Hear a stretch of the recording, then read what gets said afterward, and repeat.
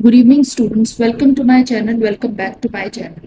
आज का हमारा टॉपिक है what is the difference between bills of exchange and promissory note. Last के 2-3 लेक्चर्स में हम इसके ऊपर डिटेल्ड लेक्चर्स ले चुके हैं कि बिल्स ऑफ एक्सचेंज क्या होता है, उसमें कौन कौन सी पार्टीज इन्वॉल्व होती हैं, फीचर्स क्या क्या होते हैं, एक्सेट्रा।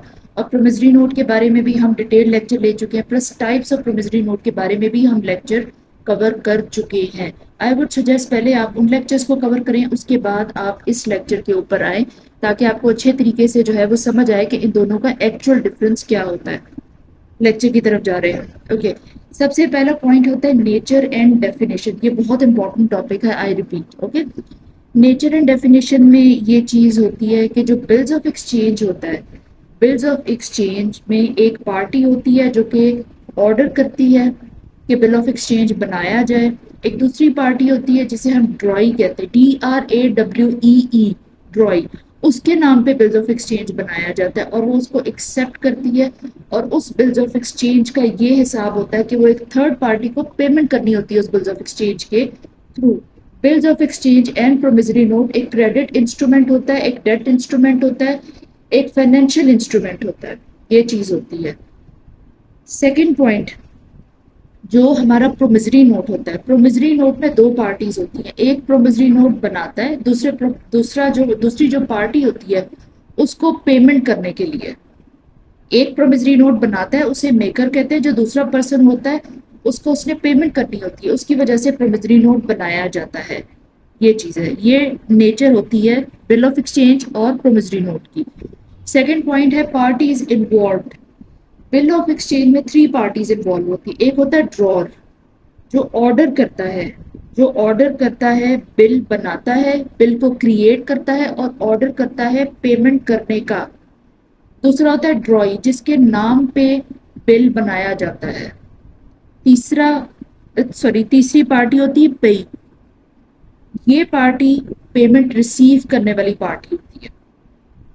ओके, प्रोमिसरी नोट क्या होता है? प्रोमिसरी नोट में दो पार्टीज होती हैं, एक मेकर होता है, एक पेई होता है। मेकर जो है वो प्रोमिसरी नोट मेक करता है, बनाता है, वो प्रॉमिस करता है कि वो पे करेगा, और जो पेई होता है वो पेमेंट रिसीव करता है। प्रोमिसरी नोट एक ऑर्डर है, बिल ऑफ एक्सचेंज एक ऑर्डर है, प्रोमिसरी नोट एक प्रॉमिस है, अनकंडीशनल प्रॉमिस होता है ये। नेक्स्ट बात करेंगे लायबिलिटी की। दोनों में लायबिलिटी थोड़ी बहुत डिफर करती है। कैसे डिफर करती है? बिल ऑफ एक्सचेंज में जब ड्रॉर बिल ऑफ एक्सचेंज बनाता है और ऑर्डर करता है कि पेमेंट करनी है किसी तीसरे पर्सन को, तो वो ड्रॉई के नाम पे बनाता है। ड्रॉई उसको एक्सेप्ट करता है कि हाँ, मैं एक्सेप्ट कर रहा हूँ इस बिल ऑफ एक्सचेंज को और मैं पेमेंट करूंगा। जैसे ही एक्सेप्ट करता है वैसे ही उसके ऊपर लायबिलिटी राइज हो जाती है कि हाँ, मैंने पेमेंट करनी है, मैं अब लायबल हो चुका हूँ कि मैं थर्ड पार्टी को पेमेंट करूंगा। जो प्रोमिसरी नोट होता है उसमें ऐसा कुछ नहीं होता। प्रोमिसरी नोट में ये चीज होती है कि जो मेकर होता है वो सेल्फ लायबल होता है कि मैं लायबल हूँ, मैंने सेकंड पार्टी को, मैंने पेई को पेमेंट करनी है। वो प्रोमिसरी नोट बनाता है, वो अनकंडीशनली लायबल होता है। कोई कंडीशंस इस तरह की अप्लाइड नहीं होती कि एक्सेप्टेंस दिस दैट, कुछ भी नहीं। वो सेल्फ लायबल होता है।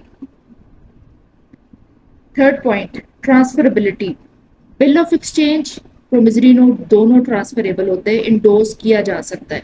ये पॉइंट भी हमने कवर किया, बहुत इंपॉर्टेंट पॉइंट है। आप लास्ट लेक्चर्स को जब देखेंगे तो आपको सारे पॉइंट्स क्लियर हो जाएंगे। बेसिकली अगर एक पॉइंट आपको पहले लेक्चर्स का दोबारा से एक्सप्लेन किया जाएगा डिटेल में, तो फिर कैसे लेक्चर कवर होगा? It's not possible of course.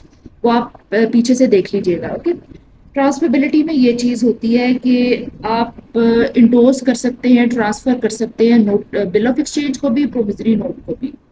ये चीज होती है। और इसका ये हिसाब होता है, जैसे प्रोमिसरी नोट है, एक मेकर है, एक पेई है। आप किसी भी थर्ड पार्टी के नाम पे ट्रांसफर कर सकते हैं।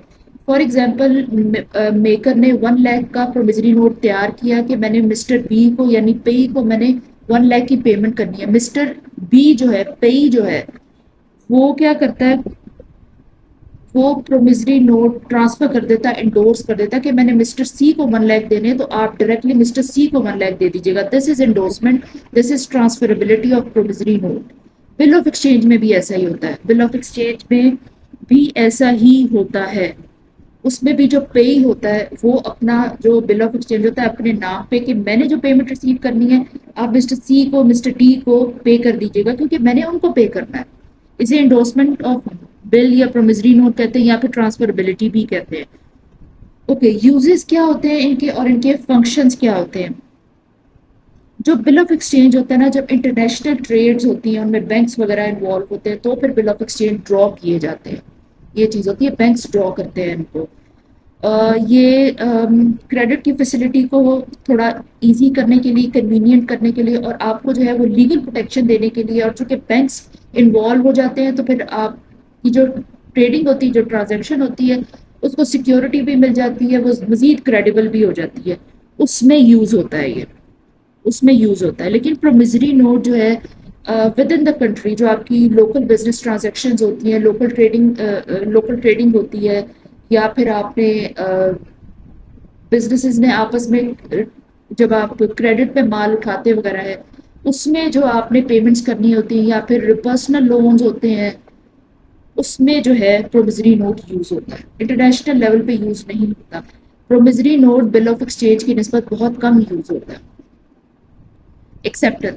ایکسیپٹنس کی بات کریں تو پرومزری نوٹ میں کوئی ایسی ایکسیپٹنس نہیں ہوتی. میکر نے خود سے پرومزری نوٹ بنا دینا ہے اور وہ سیلف لائبل ہے.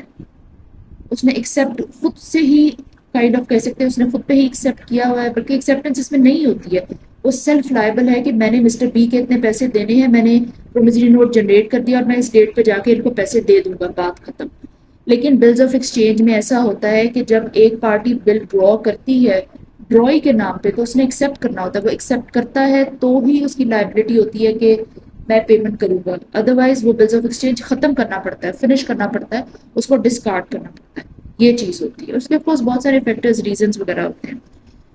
اوکے یہ 6 پوائنٹس تھے جو کہ ڈفرنس بتاتے ہیں بل آف ایکسچینج کا پرومزری نوٹ کا. Very important lecture I am repeating this.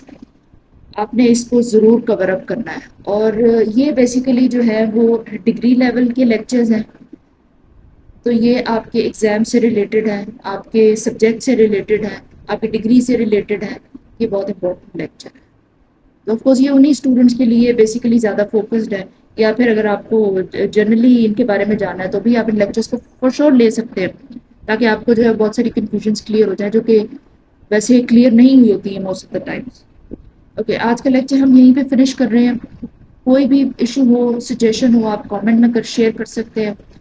اگر آپ کو ویڈیوز پسند آ رہی ہیں آپ ان کو لائک کریں چینل کو سبسکرائب کریں and thank you so much.